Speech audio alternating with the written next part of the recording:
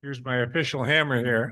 Good evening, everyone, and thank you for coming out on such a nice, wonderful night here in Vermont. First order of business is to call the agenda or to adopt the agenda. I'll make a motion to adopt the agenda. Second. Motion and a second to adopt the agenda. Any changes? Unheard. All in favor of the agenda, please say aye. Aye. Aye. Aye. Item. That's right. Each time, yeah. Item 2 is select board remarks. A new and different one tonight. As the public here knows, Mr. Atherton, David Atherton, has passed away. He was our town manager here in Brandon for a little over 8 years, I believe. He seems to be most notably known for guiding the town through segment 6. But I also want to recognize him for all the work he did with Hurricane Irene, all the flooding we had in downtown Brandon and Newton Road, and all the work that he did with FEMA and getting things done. I would say that Dave, more than any other town manager before his time, managed to get things done. So I would like to start the meeting with a moment of silence in his honor. Please take a moment.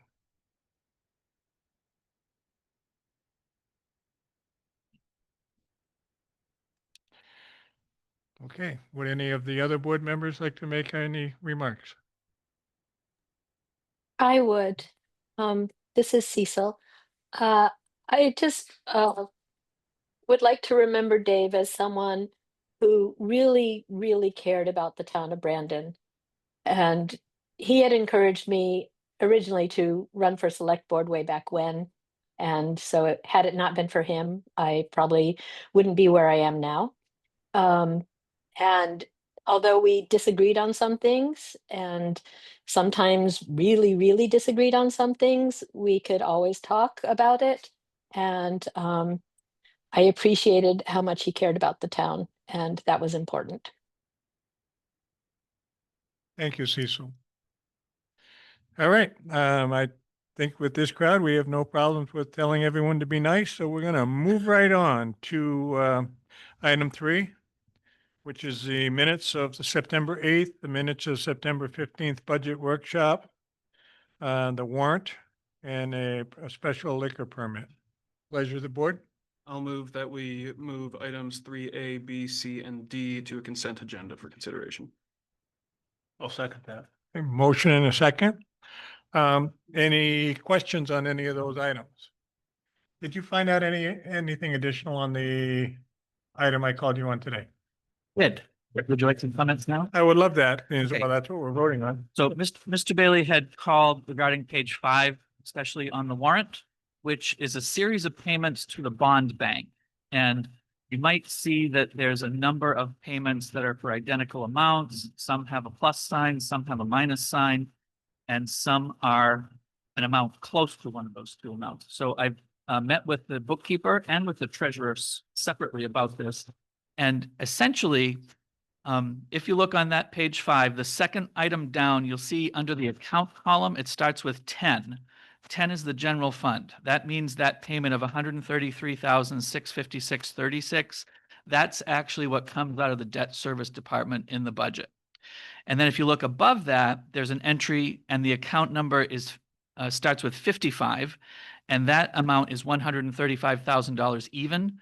And then 2 lines lower, there's another account that starts with 55 that's minus $135,000.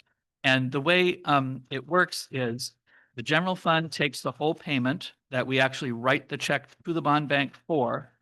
And then there are 2 entries made, one positive and one negative. There's a positive entry made to the liability for the individual bond. And then there's, so that's a credit. And then there's a negative entry made to the asset, which is where we keep track of all the accumulated debt that we need to have side to pay for the bond. So it's a balance sheet for a different fund where all of the long-term debt is kept. And Jackie explained it to me that the reason it appears in the warrant this way is simply a convenience for the town staff. It allows them to make the payment and also make the accounting entry at the same time by doing those two. You might notice, I'm sure you've noticed before, Fund 10 is the general fund. Fund 20 is the wastewater fund. That's what we spend almost all the money for every 2 weeks. We very rarely have had a Fund 55, and the only time we would have it is in this situation where we're making a payment against a bond that we already have out, and then making the two entries so that the balance sheet is in the right position for long-term debts. That makes sense. Yeah, there were no different set of numbers and Right. it all did that. So Yes. it almost looked like when we did fund back or something correct or something. That they didn't do with the minus sign, so I was trying to figure that out. Yep. Appreciate the explanation. The only general fund payments that are made are the Route 7, the original bond payment for the police department, and the segment 6, which is really more like the overflow culvert and the bridge of that between the town office and the town. Those are the 3 bonds that are coming up with that one. Any other question on A, B, C, or D? Unheard. All in favor of approval on A, B, C, and D, please say aye. Aye. Aye. Good. Ayes have it. We are up to item 4, select board reports, town manager first. Thank you, Mr. Chair and members of the board, members of the public. I did submit the report in advance. I don't really want to highlight anything in particular from it, but if you have questions, please ask. I do have the 2 pictures there of the before and after of the wastewater oxidation ditch and how the town has used a little rental piece of equipment to clean it in a much more efficient manner. But then I do have a list of updates. I put these on the board members' desks and I emailed it to the board within the hour. These are things that happened today. We've been in touch with LaFaso Electric. They expect to be in Brandon this week to inspect the traffic signals. The objective is to improve traffic flow on US 7, particularly during the morning and afternoon rush hours. Increasing Carver and Union Street wait times and prioritizing the green arrow onto Park Street are the current strategies under consideration.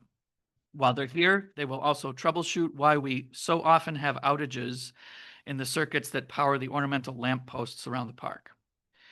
4 replacement lamp posts were received today, some to be installed where motorists have broken existing ones, and some to be held in stock as the lead time on those is lengthy. I answered a question before the meeting, and here it is in the report update. The face of the town clock, the 4 faces of the town clock have been repainted. New numbers have been fabricated from aluminum, and those numbers and hands have been installed. And now our local clock keeper again will be revisiting the repair to the clock works inside the steeple now that the steeplejacks have left. There's no update since the report for public safety, and the report at that time is that they're waiting for the replacement firearms to come in. And then I do have, I think I might skip over this little chart about the legal notices and so forth until you get to that agenda item, Mr. Chair. Okay. And just to let you know, I'm going to apply to the trustees of public funds for support for the Historic Preservation Commission's rewrite of the Brandon Workbook. The commission has applied to the South Lake Champlain Fund of the Vermont Community Foundation and to the Walter Surf Fund for grants, but these have not been successful. So what they need funding for is photographers, architects, a layout person to recreate the Brandon Workbook now that Route 7 and 4 is and it's significantly out of date. And then as a matter of follow-up, there was no petition received for a townwide vote that would disapprove Selectboard's July 14th vote to repeal the pool hall ordinance. So the deadline was August 28th, which means the repeal of the pool hall ordinance became effective on September 15th. Question for the town manager from the select board. I have one. Yes. Just for clarification purposes, the lamp post. roughly what does a lamp post cost, and have we been able to collect insurances on many of those? So each time they've been hit so far, the driver's been identified. And in 5 of them, there's either 5 or 6 that have been, it's either 5 or 6. And in all but one case, the driver was insured and the insurance company has taken care of the property damage with the town. The one driver was not insured. So a little bit of trouble there. So I think it's $3,600 for a single globe lamp post. And there's a few triple globes in certain sections, like on Center Street itself, and then at the beginning and the end. And those are in the 6,000 something range. They're manufactured with these, they call them breakaway bases. You know, they're designed to, when they get hit by a car, they're designed to get out of the way of the car so that the motorist doesn't have more serious injury. So the lesson is, if you're going to hit one, hit the single one. Something like that. Questions from the public to town manager? Yes, Barry. With respect to the traffic signal, Yes, yes. you know, I've had interest in that. I'm glad we have somebody coming to help us with the situation, but just from my understanding. Yeah. Are we looking for this outside agency to actually provide alternative solutions to our problem or direct us maybe on some of those? Or are we looking for them to actually have the expertise to enact the changes that we've decided we want to make? So I would be open to both. And the way I've been conversing with him was I told him what the problem is. And I told him what we think would be a good solution based on like observation and living here. And that if they had a different solution, the town would be happy to listen to a different solution. Good, good. So your feeling is though, then, again, from my understanding, that the town management kind of has ability or authority or purview over making decisions there? I don't know about that because we need to have these lights programmed by a certified traffic control person or firm. And the only certified traffic control people who work for the town are the police officers. They're not technically the people who would have the facility of actually like making the And I guess change. that's where Yeah. I'm leading. At this time, they're probably not. But I just know, recognizing the difficulty we had just to kind of sync up with somebody that could help us, probably because they're few and far between. Yes. But if we feel comfortable making decisions around changes we'd like to exercise or try because we're closer to the situation as a town management team, would it be possible that we would have this outside agency perhaps train somebody here so that they could make various changes and help them feel that? I haven't considered that. I'm open to it. I'm not sure how complicated the training is or how they're. I don't know that it's going to be from that single company or from the Internal Justice Council is part of one of the things that that's how it happens. And I guess it's cool, right? You have to do it outside. Some difficult to make it happen.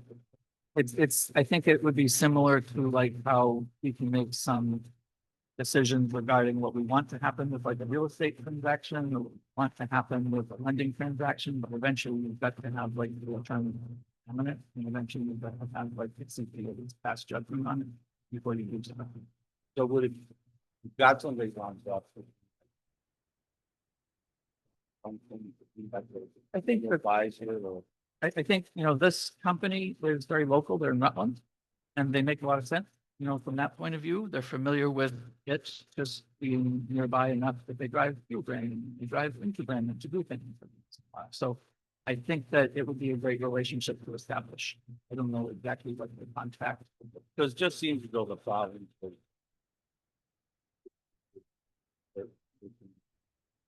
Some day or hour, but then not so much. Great. It's having a flexibility and feel that out.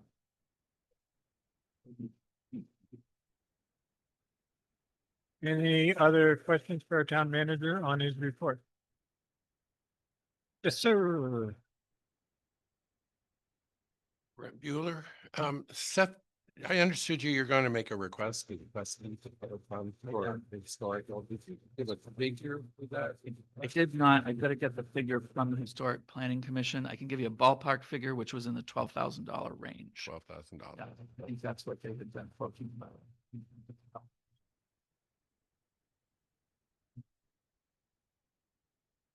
Last call for questions of the town manager on his report. None heard. Bill Moore, Community Development. Thank you, Doug. This is my report for the 22nd of September. A correction, the new session for Aikido starts on October 4th. I erroneously said it was going to start next week. November 23rd's Neshabe Pie Gobbler Fun Run registration is open. Let me find that at the URL that's listed on the report. You can run, walk, stroll with a chance to win your Thanksgiving Day pie. Every 10th finisher in this race receives a freshly made pie, plus the winning male and female. It's approximately 3 mile over hill and dale at the Neshabe Golf Course, so just on the trail, so we're not closing down roads. It's fairly easy to run. This was something that was started by, in conjunction with Sue Hoxie back before she left, and was a pretty cool little fundraiser. We used to do it on Thanksgiving Day. We moved it to the Sunday prior to Thanksgiving. It's a rain, snow, or shine event. The Brandon Pittsburgh Rec Departments are headed to see the Boston Celtics play the Denver Nuggets on January 7th. First 15 paid registrations for kids ages 7 to 15 are eligible to participate in the Anthem Buddies Anthem Buddies program. They will stand on the court in front of the Boston Celtics during the national anthem. You can buy your tickets today at brandonrec.com. The Forestdale Scoping Study Committee has tentatively scheduled a public meeting on October 22nd to present alternatives to the community. There'll be more information about that solidifying, but we've picked October 22nd as that likely date to be upstairs at the town hall. Dennis Martin will be hosting Brandon Scott talent auditions here at the town hall on October 4th and 5th. That's open to adults and kids. If you got any talents to show off, Dennis would love to have you up on stage. Colleen Wright Events is facilitating the Harvest Fest on October 5th at Estabrook Park.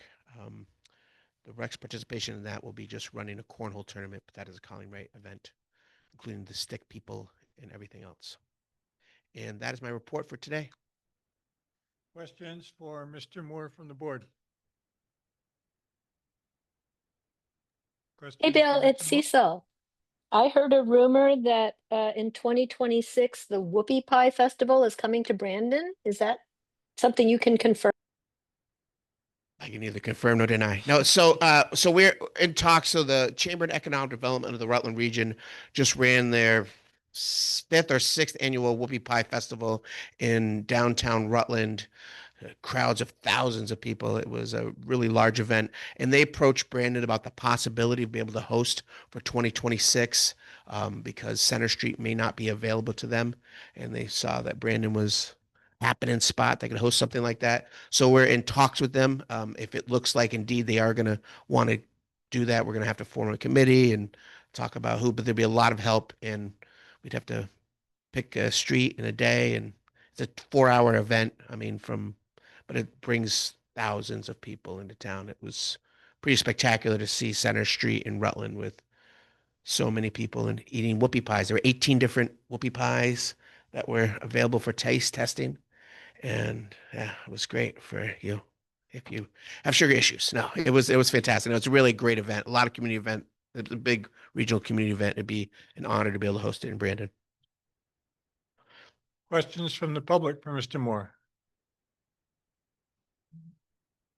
Yep, Brent Buell.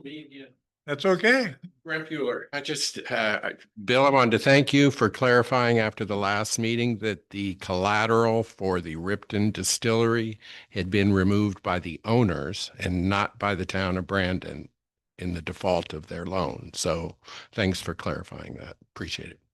No problem. Okay, any other public comment or questions for Bill Moore? None heard.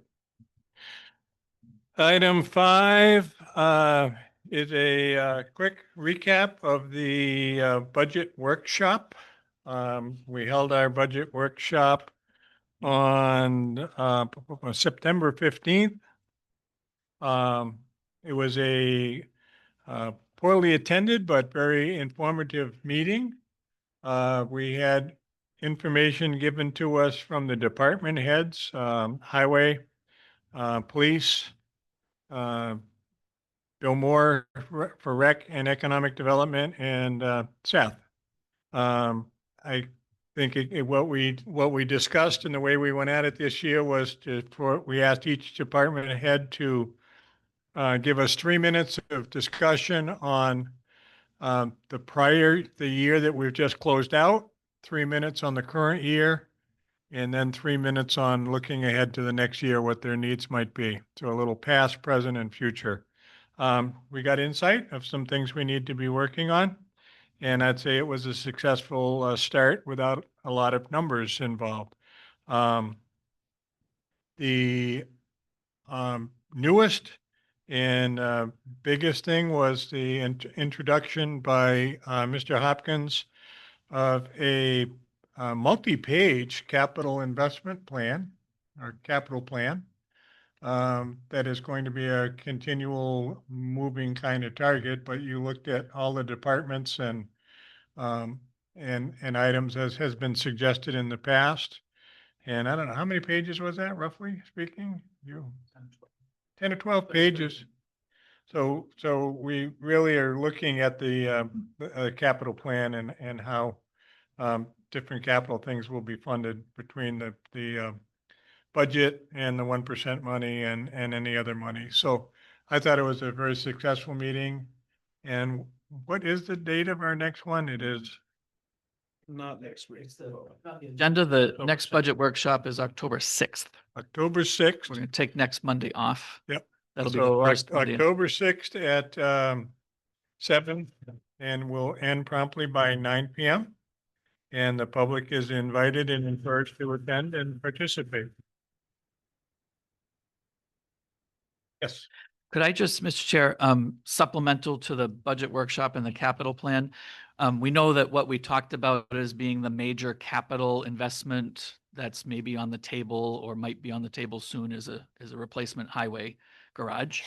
And coincidentally, today, the Vermont Bond Bank, which is the outfit from whom we borrow all of the money when we issue public debt, they sent along their report that's titled Bond Bank Medians, right? So they gave a lot of information, and I gave to the select board tonight on the tables.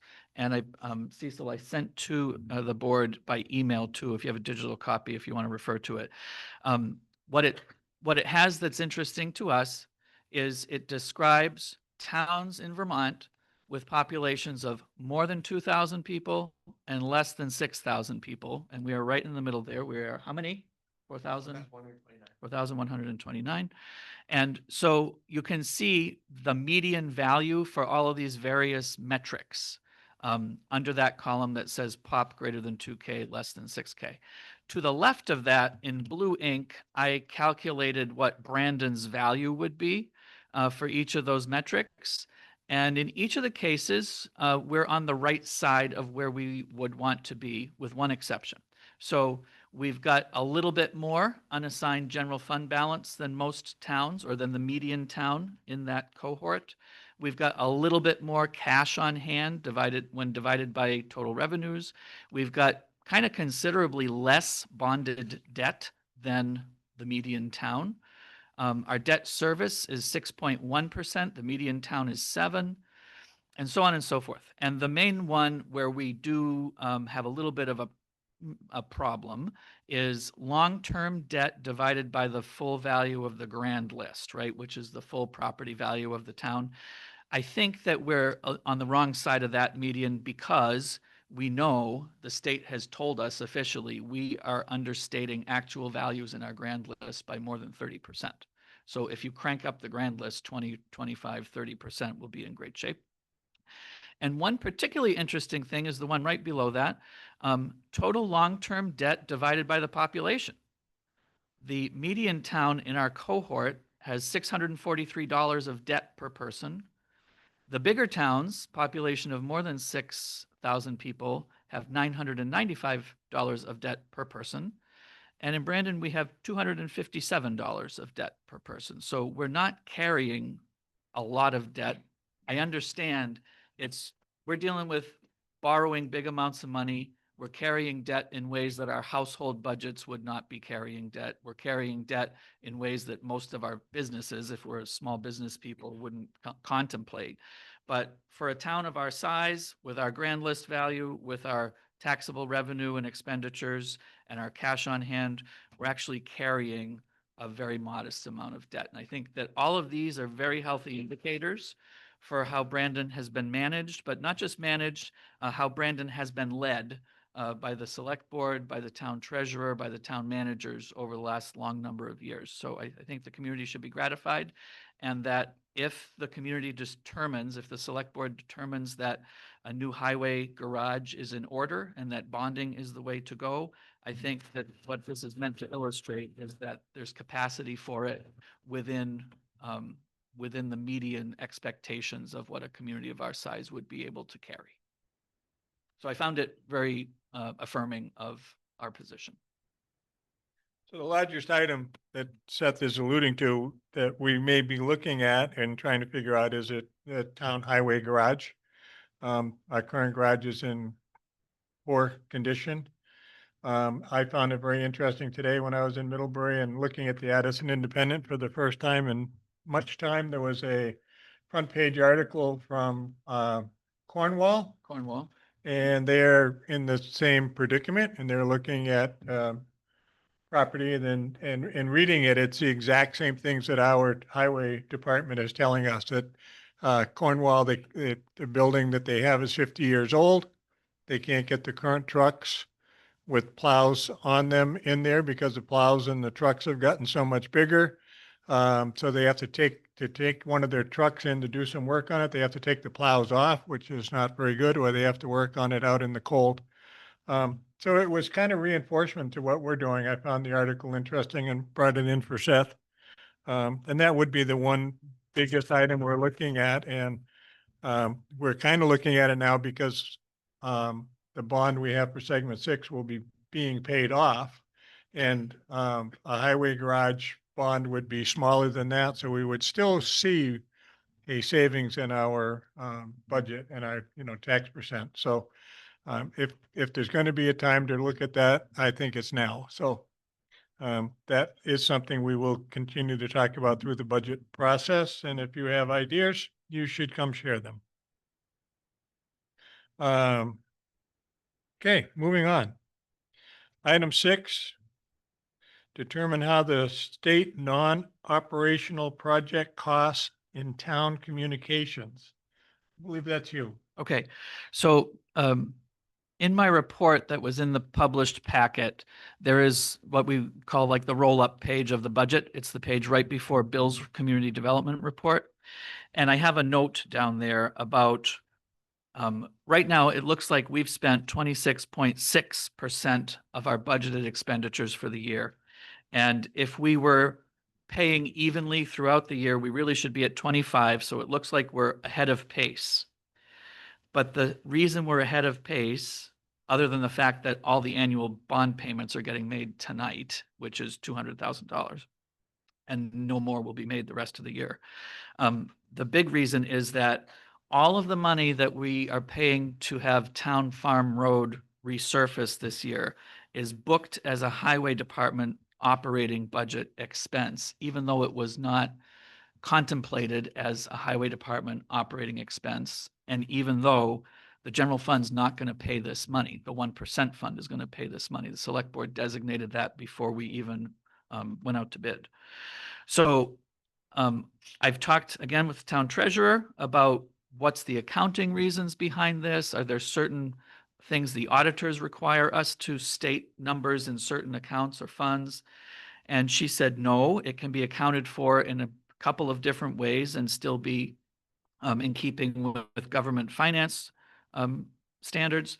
She sees it as a communication and transparency matter for the board to decide how it wants to act. So my submittal to you, my suggestion to you is that we stop stating these non-operating budget expenses in the operating budget revenue for the departments, and we start reporting them out of the fund they were expended from, maybe with a footnote in the budget when we print the annual report, maybe with a note next to the highway department report. Maybe we can put a couple of notes in the town report, but I don't feel like it shows that we're respecting the voters when the voters have approved a highway budget of $881,000, and this is going to put us over $1 million. It's going to look like we overspent the highway budget and didn't respect the voters' instruction, when in fact we did respect the voters' instruction. It's just reported in a way that does not look, it does not seem to accurately represent how we paid for it. So when I read that, Yeah. my initial take is why we have the money in the local options tax Yeah. lot fund.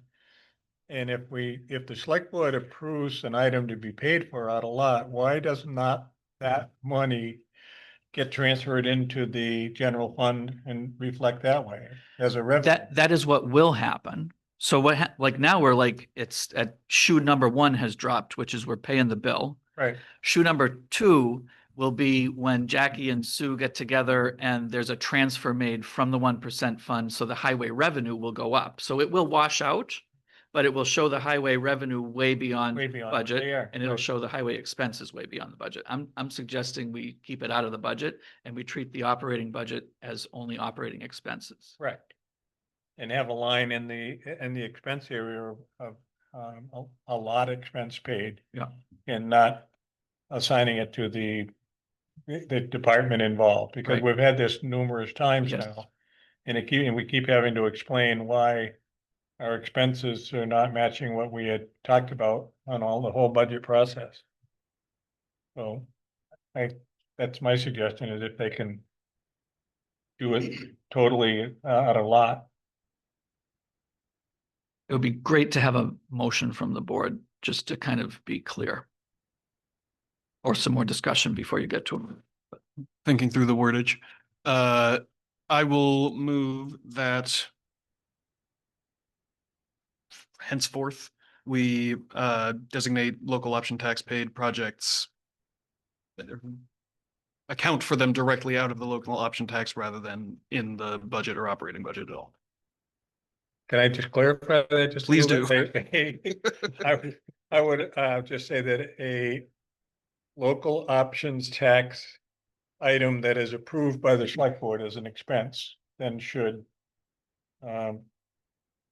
be shown as both the revenue and the expense, and not assigned to the department. Does What that do- clarify it at all? I don't know. Yeah, what he said. So moved. But just to be clear, you do or you don't want it reflected in the operating budget. I don't think if we're not budgeting it that way and that we're planning to pay for it out of lot, there should be a line in revenue for transfer of lot into the revenue to pay for it on an item that we designate to you to do. So it would, I think, Go ahead. what's the proper, what are we looking for? Like a sub account? Should we have like a But sub no, account? they're not accounts, they're funds. Sub fund of the highway where we put? Well, what I'm suggesting is that non-operating budget expenses be reported not in the operating fund, not in the operating budget report, but in the fund from which they were expended. Okay. That's kind of I got it, blanket. Gary. I like Yeah, that. That seems more transparent Yep. and clear. Yeah. That's what I was So trying that's to a get at, motion. I don't know. That's a motion. Who's Yeah. gonna second that? I'll Okay, we second got a that. motion and a second. I can't make And it. if, well, he made it. You just Okay. bespoke it. Okay, If, after discussions with Sue, I mean, this makes the board, the people that want to change it that way. So if, when you meet with her, if she has a different accounting way that it has to be, you can come back and tell us, but we're trying to, Sue and I had a great talk about it because we've had to talk about this every year, even when I was on the select board. Yep. And it's nice to have some resolution. Yep. Since we have now kind of determined it's not a matter that the auditors say it has to be this way, or the accountant, the treasurer says it has to be this way. It's how you want to tell the public where we spent the money from. Mr. Chair. Oh, sorry, no, I don't want to interrupt the. Go ahead. select board I was just discussion. gonna say, so that's gonna be the same way, like if we take money out of the reserve fund too, it'll be.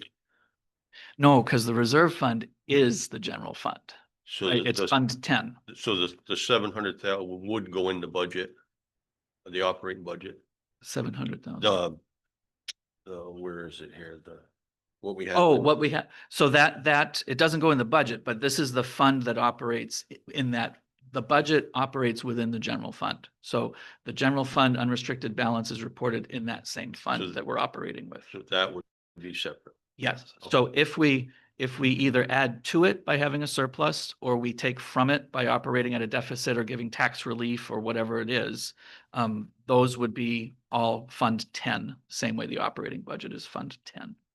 It would basically show up in the bottom line, the line that says total general fund. If that shows a minus, then we're dipping into the unrestricted reserve. If it shows a plus, we're adding to it.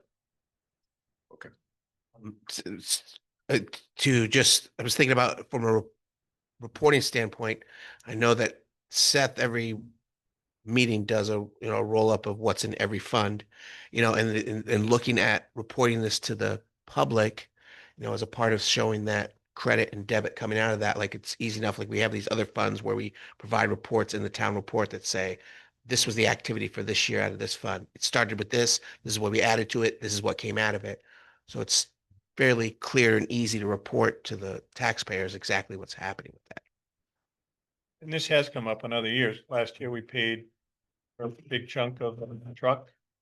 Yet the truck Same thing. still, Yes. the truck still showed up in the highway as an expense, even though we had said we were paying for it out of 1% lot money. Right. Okay, so we have a motion, we have a second. Any other discussion from the board? Okay, all in favor of the motion, please say aye. Aye. Aye. Aye. Did you say aye? She says aye. You said I said okay. aye. You said aye, okay. Aye, aye. Did you have anything else on that item? I do not. Do not. Okay, thank you. Thank you. Item 7, selection of a replacement newspaper of record. I believe that is also Mr. Hopkins' discussion. Right, so many folks turned out, I think more than 60 folks turned out in person, maybe some by Zoom, for the meeting on Thursday last week to talk about the community newspaper, The Reporter, and its current status and its immediate plans. And so I did reach out to the other newspapers that would seem to be a reasonable fit to step into this spot, step into the space of a newspaper of record for the town. And I put a little chart there in the update page that I gave you tonight. And I can summarize it. The Herald now publishes Tuesday through Saturday, and Saturday is called the Weekender, meaning it's a bigger paper and it's kind of what the old Sunday paper used to be. The Independent publishes once a week on Thursday. The circulation figures are there. 4,000 a day for the Herald, 20,500 per week for the Herald, 5,568 per week for the Addison Independent. The 3 delivery methods for the Herald and the 2 for the Independent are there. They did both very graciously give a solid estimate as to what they believe they sell in subscriptions and newsstand copies in Brandon. And the Herald says 600 and the Addison Independent says 387. They also reported their digital users. The Herald reports 36,605 users per week. The Addison Independent reports 12,000 to 15,000 per week. Plus they have 3 times a week e-newsletters that 3,700 people have opted in to receive. And lastly, the main reason we have a newspaper of record is to establish where the town is going to place its legal ads. The legal ad rate for the Herald is $21.50 per column inch Tuesday through Friday, or $22.50 per column inch on the weekend. And the Addison Independent legal ad rate is $9 per column inch. And both of them, when you buy the print ad, they also place an online version of the ad on their website. which is searchable and so forth. So I offer you up that information. I believe the current schedule of the reporter's publication is October 1st. And so we would not have a select board meeting before that ending of publication of the reporter. We would not meet in October you would not meet as a select board until October 13th. You'll meet as a budget committee on October 6th. So you could, if you want to kick it a little bit, you could, but if there's a DRB hearing to be had at the end of October, the legal ad gets placed like that day or the day after your October 6th meeting.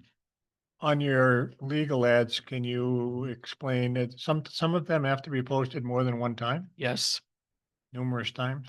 So there's like a notice to taxpayers ad that gets published 4 times a year. The DRB notice gets published once ahead of their hearing, but it has to be X number of days, I think 15 days. Ordinance repeals get published. Bond votes get published twice at least. So there's some that get more than one publication. If we publish the town report and we have an error in it, we have to do a legal ad to correct the error. Things like that. So clearly the difference between the 21.50 at the Rutland Herald and the $9 at the Addison Independent is substantial and yet needs to be done. So the pleasure of the board. We need to have a paper. What is the cost of the reporter now compared A good question. to this? I can take a quick look at, we have a bill tonight to pay for a Okay, your ad. my point of that question too is on the DRB notices, we're gonna have to change our payment on them, what we charge for them if our paper ad is gonna be a lot more. When we reorganized in March, if I'm not mistaken, we chose the Reporter as the paper of record and the Herald as the alternate. Yes. So if that's I guess I'm happy to change it. What's not the Herald? If you don't do anything, we don't. If you don't do anything, what's that? You'll make March and then game something together. Vicky, yeah, you can come up and talk while I'm opening something up.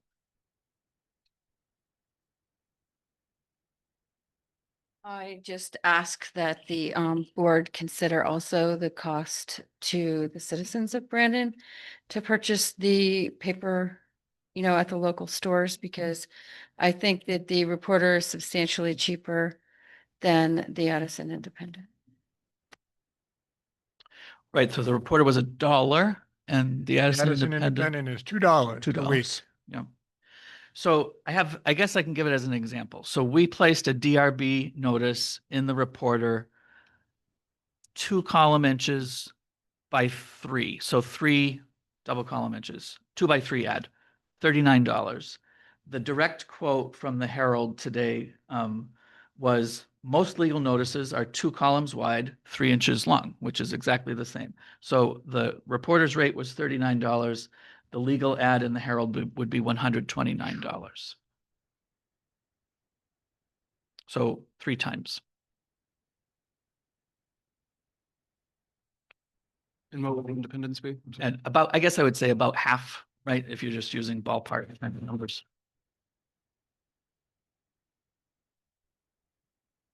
And the Addison would qualify for us not being in Addison County, would it be? Okay, So the requirement is that we publish in a paper with general circulation within the town. so in it.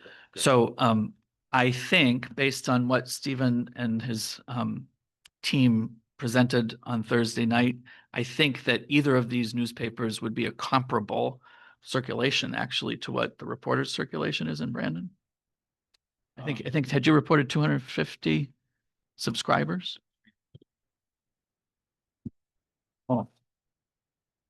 We have about 450 paid subscribers, Four- but that's across all the towns we cover. That's not just, I don't know what the What the Brandon breakdown is specifically.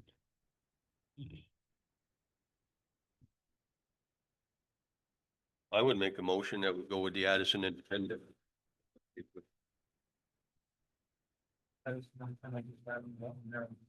Second. Second. Additional discussion. I just hope that some version of the reporter. I might just say in relation to the motion that was just made. So there are occasions where because the reporter was a weekly, is a weekly, and the Addison Independent is a weekly, there's occasions where we go to the Rutland Herald to meet a deadline. So that's why we have the alternate.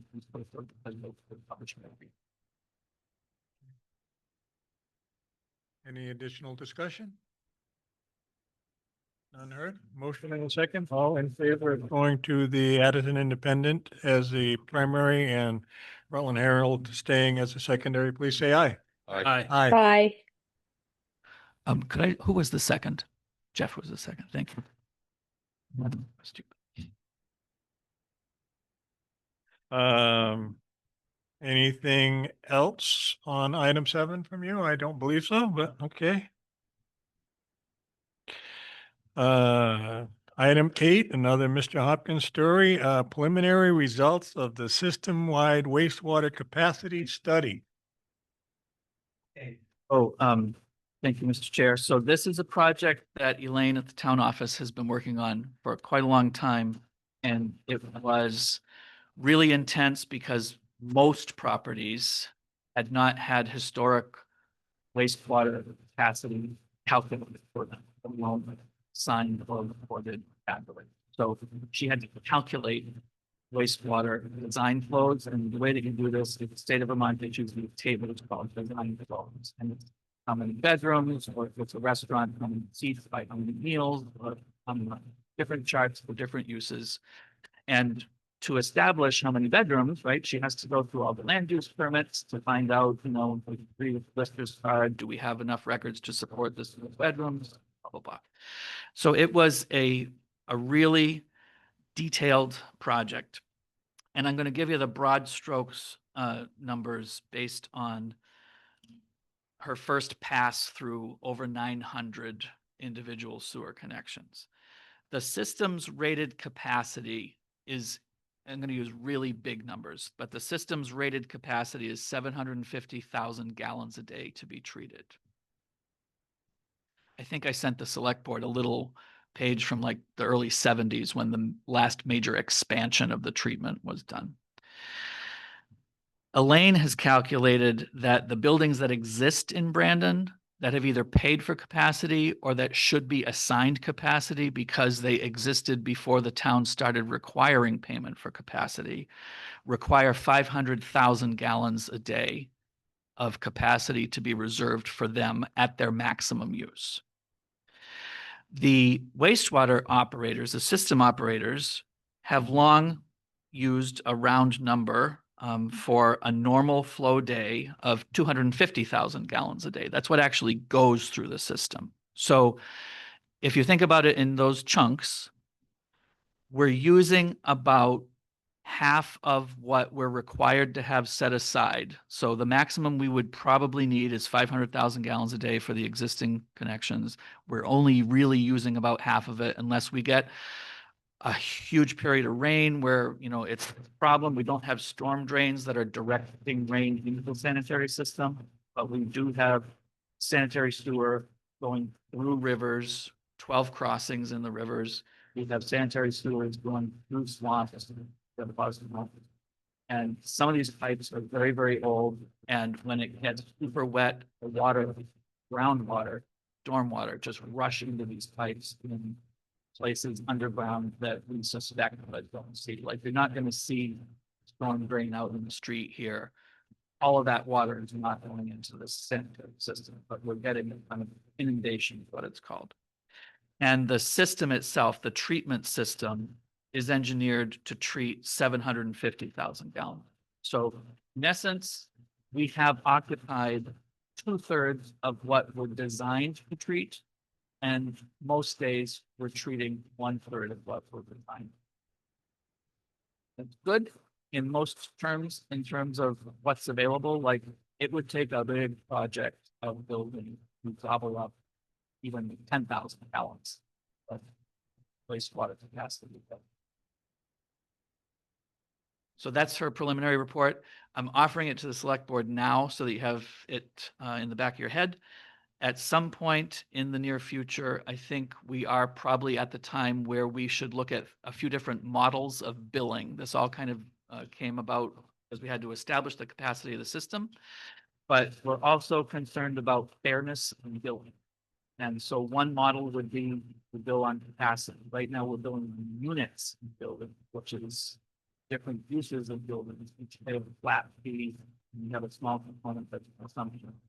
We were encouraged a number of years ago to get away from billing based on consumption because that number moves too much.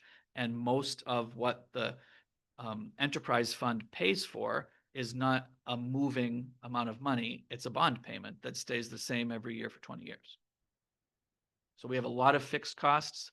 We have very few variable costs. The only variable costs are essentially how much chlorine gets ditched into it, or maybe the electric bill goes up because the pumps are running longer, or maybe there's some additional staff time for overtime.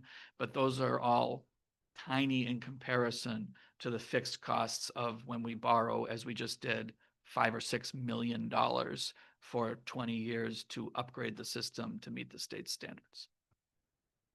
Upgrade the treatment facility, not the whole system. We haven't really addressed the collection system in a big way. Questions from the board? Questions from the public? So we would, yeah, Barry. I had a little bit. And this is probably not the subject you really want to hash out, but the whole billing approach. If the purpose for having the fixed costs, so to speak, and then a small piece on consumption was to address those infrastructure costs, kind of implies that they weren't being addressed in the previous billing method. They were being paid for with a much higher consumption rate.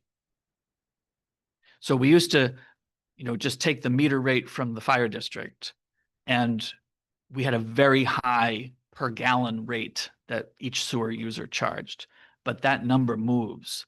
And so what the bond bank actually encouraged us to do was go to some hybrid system, because there was still a desire to bill something based on consumption to encourage conservation. And so there's a portion of the bill that's being billed on consumption at a much lower rate now, because a bunch of the sewer bill that we pay is on a fixed cost, like a unit fee. And if you would look big picture, Mhm.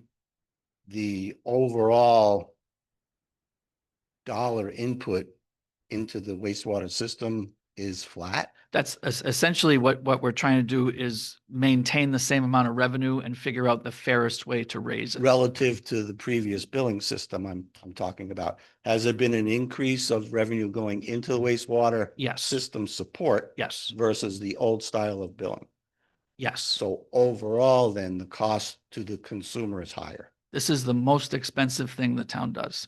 Absolutely. But relative to the previous billing method, this billing method, I don't think the billing method necessarily raised more money because of the method. I think it raised more money to pay for more borrowing, more infrastructure borrowing, I'm not following that thought. more bond payments over time. So like at the very beginning, there was a flat fee. Yeah. That was apparently the earliest billing of sewer in Brandon, was just a flat fee per connection kind of thing. And as we've gone on, we were able to build the treatment facility with Shirley Farr's bequest at the very beginning. And as time has gone on, we've had to add buildings and add treatment pieces and add pump stations out, to move some wastewater around the system. Of course. Every time we do it, we borrow. Of course. And so all of these borrowings are getting more and more expensive. You eventually pay some off and they drop off, but we're buying and borrowing more. So we're only raising money to pay for more infrastructure being installed to treat the So in the wastewater. absence of changing the billing method, you Yep. would have come up short on being able to pay those bonds. Or we would have cranked up the rate on consumption, Which like would that have was been more possible. equitable for the users. Well, it depends on like equitable is a decision that like the community has to kind of decide. Someone's going to win and someone's going to lose every time we change how we apportion the burden of the wastewater system out to the users. Okay, I'll let it sit there. It's a matter complex enough that I really think the best way to do it is for the board to like have a hearing. Yes, I You agree. know, And that's why I present didn't some want to make it a option. big conversation. I was Yep. just trying to understand what was the driver for it. That's Yeah. all. The driver for it is to try to get as equitable an apportionment of the burden of operating the system as we can onto the sewer connected customers. Thank you. And the driving force was to also be sure that we had enough Yes, capacity to cover both what we're doing and what might be projected in growth of the town sewer system. So we know now we're in good shape. right. Like with you that. know that like this push for housing and so on and so forth, right? To develop stuff, the state's preferred places to develop are places that already have town water and town sewer, or public water and public sewer. And we have that, which is wonderful. And the fire district is, I think, doing or has done their own calculation as to how much water they can produce for us. And we're trying to get the calculation of where do we stand with how much room is left in the system that we have now to treat the wastewater safely. So that information you will bring to us later. Yeah, yeah. Is there anything you'd like us to find out, I guess, is the great question about introducing the little bit of information I just Well, did. myself not being Yeah. a user of town sewer or water where I live, I would say I'm not very knowledgeable, but kind of tying off of what Barry, I think an indirect question. So is a 2-bedroom house gonna pay less than a 4-bedroom house?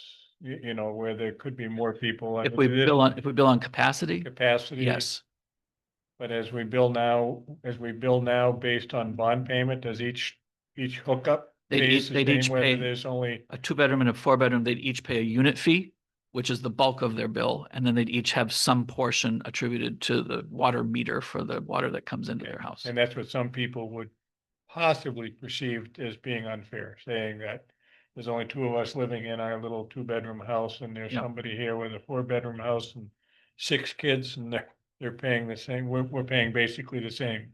It's very similar to how the town taxes property, right? I guess capacity, thinking about capacity is very similar to property taxes. Like if you have a 5,000 square foot house and you only live in the kitchen and one room, we still tax you on a 5,000 square foot house. You know, like it's based on the highest and best use of the property.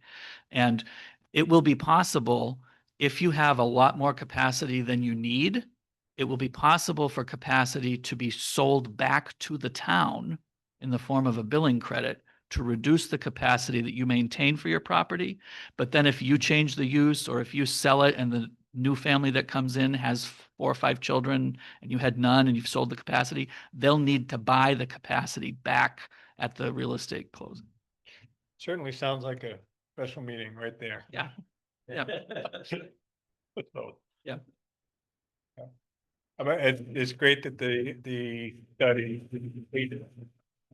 Though we have the capacity or exceeds, our needs at this point. So, we don't have to worry about another big addition to the sewage treatment plant.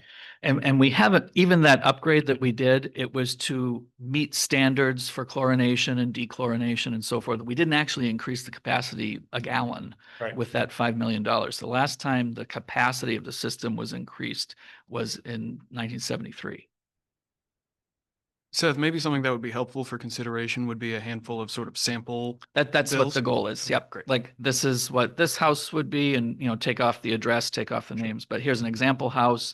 Here's an example retail store. Here's an example inn or motel or hotel. Here's an example business, church, whatever. Thanks, A, for getting that project, leading that project to completion. I know it's been ongoing for quite a while. And bringing it forward, and We'll And wait for you to, big credit to Elaine. I mean, Elaine, she's very, very careful. She's a very detail-oriented person, and she wasn't satisfied with taking a guess at any of this. She made sure she had documentation so that the capacity number she's arriving at is a defensible number. so in general terms, the select board is not doing anything tonight Yeah. other than accepting that report and being able to think about it at a later date. Yep. Okay. Um, moving on to item 9, public comment and participation. The item's not on the agenda. Anyone like to speak? Pardon? Vicky. Okay, I didn't see you. My big head's in the way. You're sitting behind the pole. Vicky.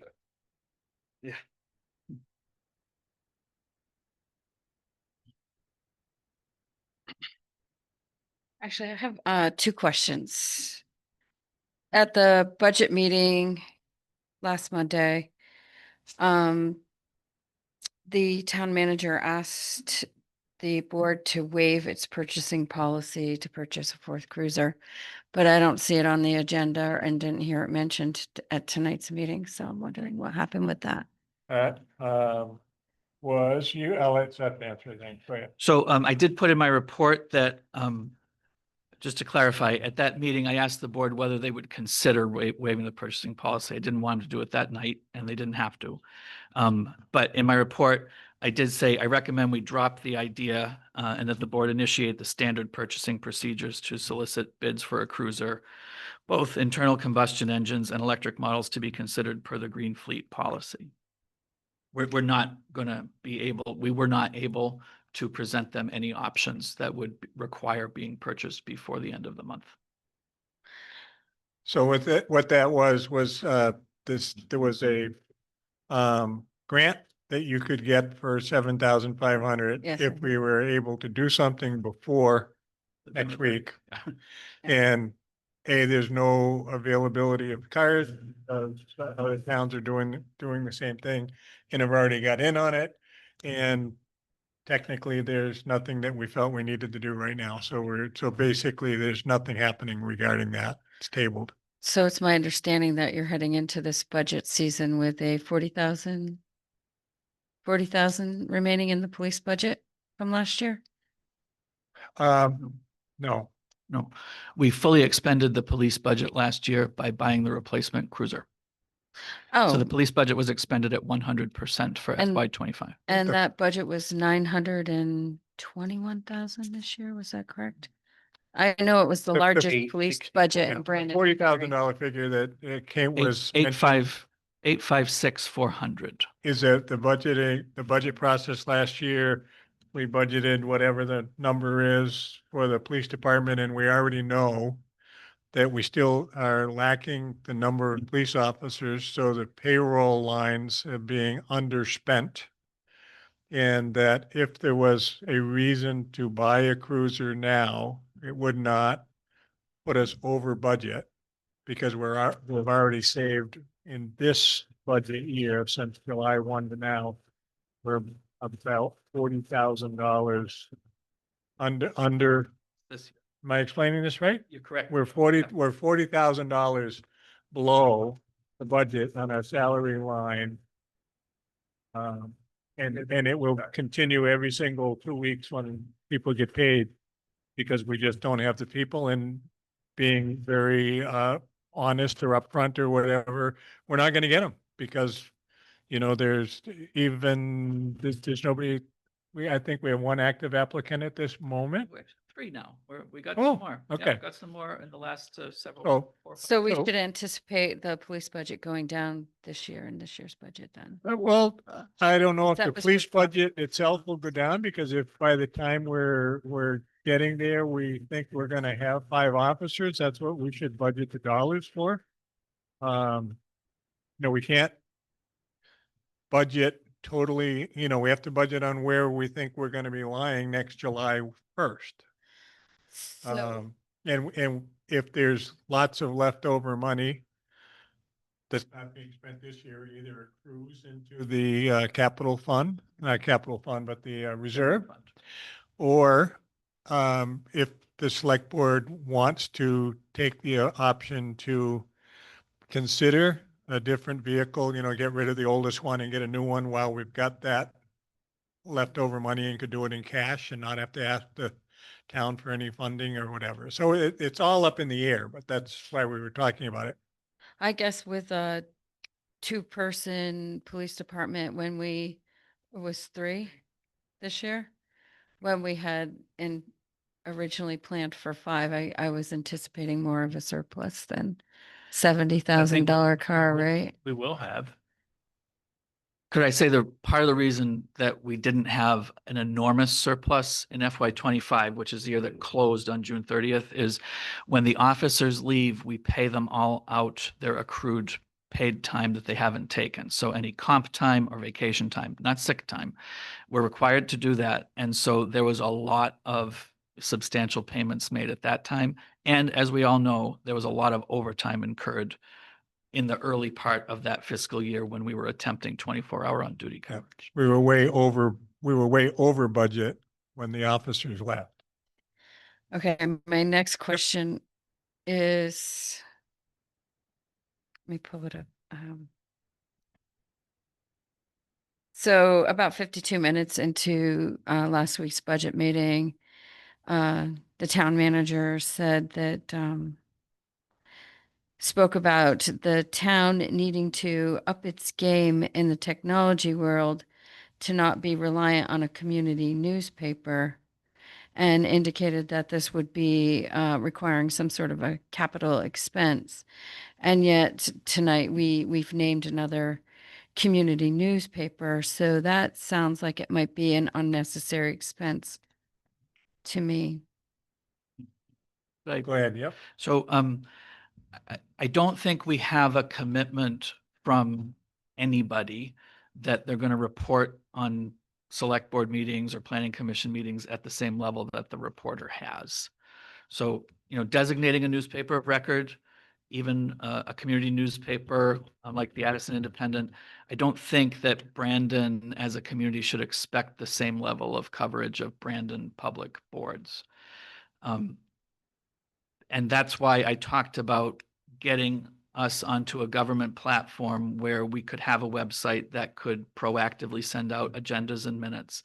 And I don't believe it will be a capital expense. I believe that it is under the budgeted amounts that we have in the administration department to sign up for this subscription service. And I think I may have alluded to that, right? You don't buy stuff anymore. You just subscribe to people who provide it to you.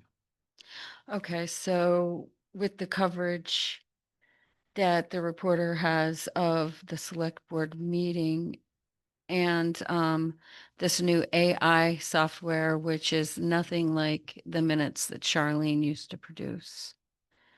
I don't see how that's really going to change from people going on and reading what's on the website already. It won't change anything. It will just mean they don't have to remember to go to the website. It'll come in their email. So if one of the papers that was mentioned tonight, either the Reporter or the Addison, were to say that they would come to the meetings, or like Keith Whitcomb from the Reporter is on now and report on select board meetings, would that play into the naming of a local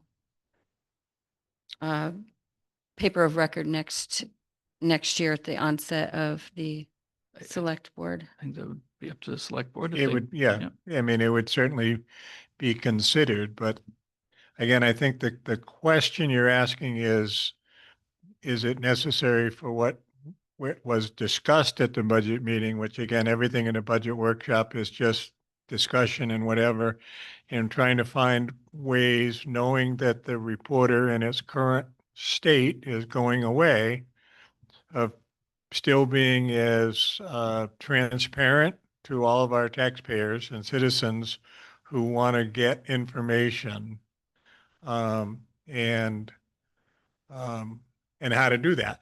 Other than it telling people, if you want to know something, you got to call or go in and see Seth. If there's something that they can put out on a weekly basis or a twice a month basis to the citizens, it would probably be good. So it's trying to stay transparent. And I know, I guess if I can check in, I know after every select board meeting, Seth does do a synopsis that he sends to all of his employees, department heads and employees, as to what happened at a select board meeting. And I've often said that that would be great information to be published because he breaks it down into the different areas and then anything that was voted and what the vote was, et cetera. So it's information. Hi, this is Cecil. I just want to make a note that there may be some confusion about what paper of record means.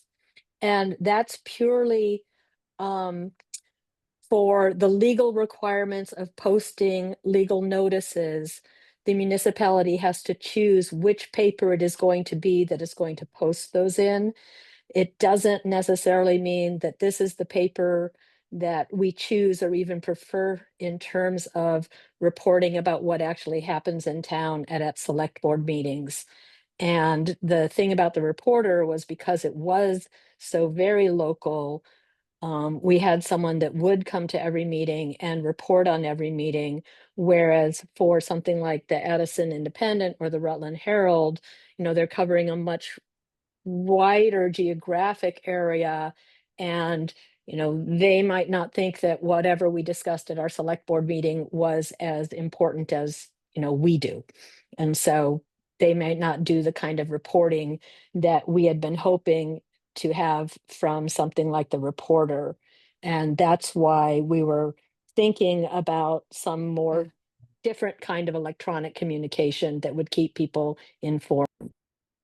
So my concern is that it's an opportunity for the same person that has been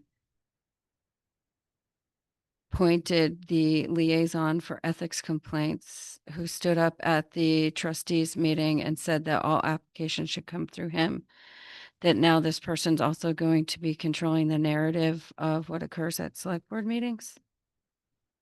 I'm not sure that's the right way to go.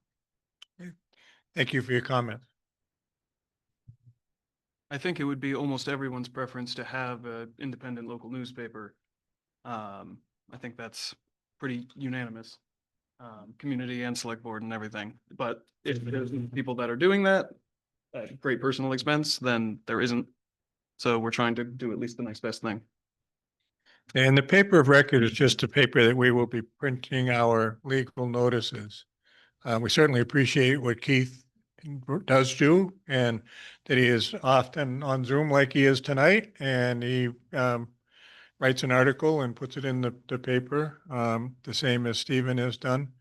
And we hope to get more, but we cannot require that the paper of record do that, so it's just where we place our legal ads is what it amounts to. Okay, Brent Bueller. Yeah, I think the news and notices section on our town website is very underutilized in this regard. I never see notices. When I go to look for something, I think the last thing I saw was the town meeting. So that's, if we're doing notices in a newspaper, we could at least put them on our news and notices website, I would think, on the town, but I would like to see that utilized. Thank you. Any additional comments, questions, concerns? None heard. Motion to adjourn. Second. Motion to adjourn and second it. All in favor, please say aye. Aye. Hi.